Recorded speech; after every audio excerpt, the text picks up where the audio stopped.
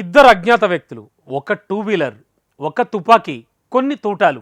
Hollywood సినిమాల్లో చూపించినట్టే అలా వచ్చి ఇలా టార్గెట్ ఫినిష్ చేసేసి వెళ్ళిపోతారు. అంతా క్షణాల్లోనే జరిగిపోతుంది. ఆ తర్వాత పోలీసులకు డెడ్ బాడీ తప్ప ఎలాంటి క్లూ ఉండదు. కనీసం బుల్లెట్ షెల్స్ కూడా దొరకవు. గత 2 ఏళ్లుగా పాక్లో ఇదే జరుగుతోంది.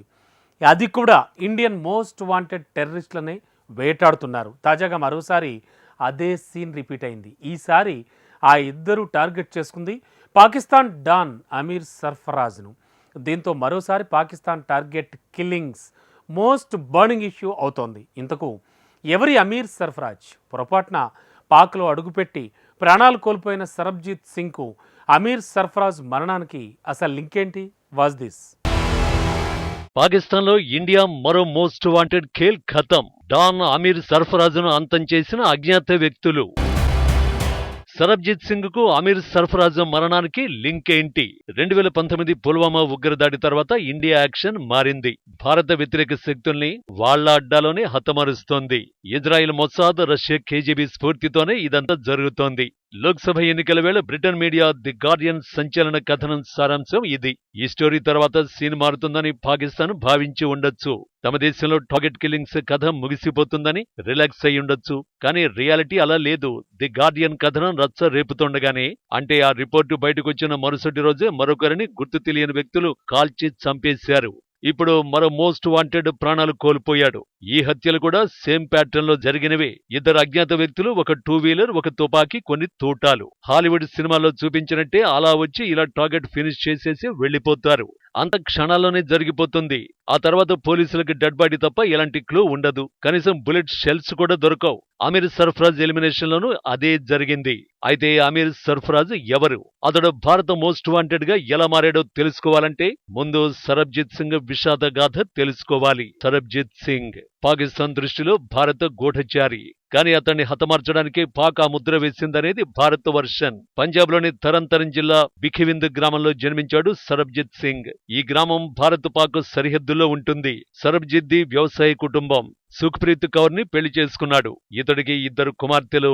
ఇతని అక్క దల్బీర్ కౌర్ 1991 నుంచి 2013 వరకు సరబ్జీత్ మరణించే వరకు అతని విడుదల కోసం పోరాడింది. సరబ్జీత్ సింగ్ మధ్యమత్తులో సరిహద్దు దాటి పాకిస్తాన్ వెళ్లినట్టు ఆయన ఫ్యామిలీ చెబుతోంది. అలా వెళ్లిన టైంలో పాక్ ఆర్మీకి చిక్కాడు. అదే సమయంలో పాకిస్తాన్ లాహోర్, ఫైసలాబాద్ లో పేలుళ్లు జరిగి 14 మంది మరణించారు. ఈ ఘటనలో అతడి ప్రమేయం ఉన్నట్టు పాకిస్తాన్ ఆరోపించింది. అనంతరం పాక్ న్యాయస్థానాలు మరణశిక్ష విధించాయి.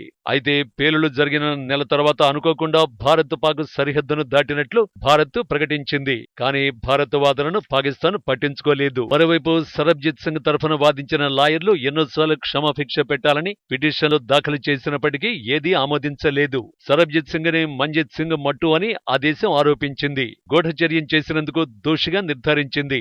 ఏప్రిల్ 29, 2013న మానవతా దృక్పథంతో సరబ్జీత్ ని విడుదల చేయాలని, వైద్యం కోసం భారత్కి పంపాలని ప్రభుత్వం పాకిస్తాన్ కు విజ్ఞప్తి చేసింది. కానీ ఇస్లామాబాద్ మాత్రం పదే పదే అభ్యర్థనలు తిరస్కరించింది.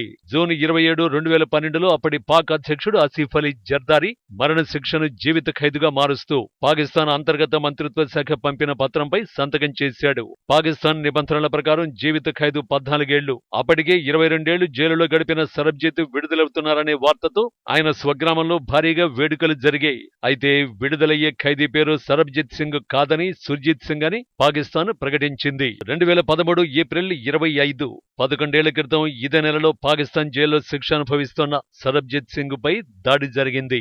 ఆ దాడికి సూత్రధారి ప్రస్తుతం గుర్తు తెలియని వ్యక్తుల చేతిలో అంతమైన అమీర్ సర్ఫరాజ్. సర్ఫరాజ్ లష్కరే తోయిబా చీఫ్ హఫీజ్ సయీద్ కి అత్యంత సన్నిహితుడు. ఇక ఆ రోజు ఏం జరిగిందనే విషయానికి వస్తే, సరబ్జీత్ తలపై పదునైన మెటల్ షీట్లు, ఇనుప రాడ్లు, బ్లేడ్లు, ఇటుకలతో దాడి చేశారు. సరబ్జీత్ మెదడుకి తీవ్ర గాయాలయ్యాయి. వెన్నెముక విరిగి కోమాలోకి వెళ్లిపోయాడు. లాహోర్లో జిన్నా ఆసుపత్రికి తరలించి చికిత్స అందించారు. అయితే అతను కోలుకునే అవకాశం లేదని వైద్యులు ప్రకటించారు. ఆ సమయంలో అతని సోదరి, భార్య సరబ్జిత్ ని చూసేందుకు పాకిస్తాన్ వెళ్లారు. అతడు కోమా నుంచి కోలుకోలేడని వైద్యులు చెప్పడంతో భారత్ తిరిగి వచ్చేశారు. దాడి జరిగిన 6 రోజుల తర్వాత అంటే 2013 మే 1న సరబ్జిత్ సింగ్ మరణించారు. భారత్ తీసుకువచ్చిన తర్వాత అతని మృతదేహాన్ని పరిశీలిస్తే చంపాలనే ఉద్దేశంతోనే దాడి జరిగినట్టు తేలింది.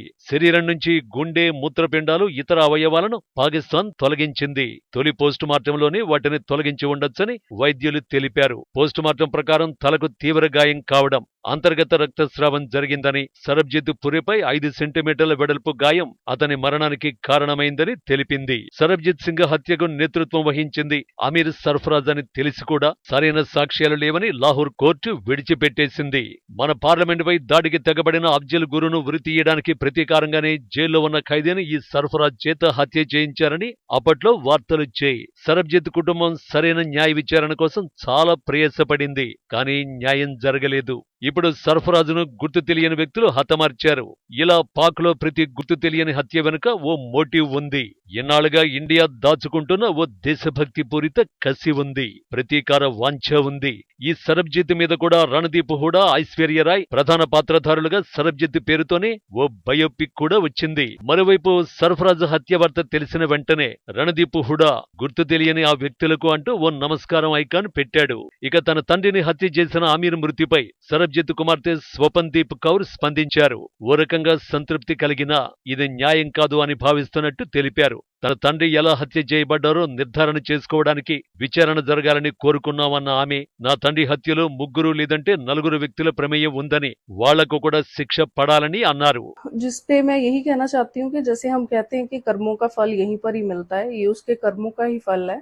लेकिन इसके साथ ही मुझे लगता है एक बहुत बड़ी साजिश भी है ये पाकिस्तान की ही सरकार की तरफ से, क्योंकि ऐसे हो सकता है बहुत सारे राज हों जो उनको लगता हो कि बाहर ना आ जाएं दुनिया के सामने, क्योंकि ये भी एक पाकिस्तान सरकार की और वहाँ की एजेंसियों की ही एक मिली भुगत के जो है कारण इन्होंने एक साजिश रच के ही मेरे पापा का वहाँ जेल में कत्ल करवाया था।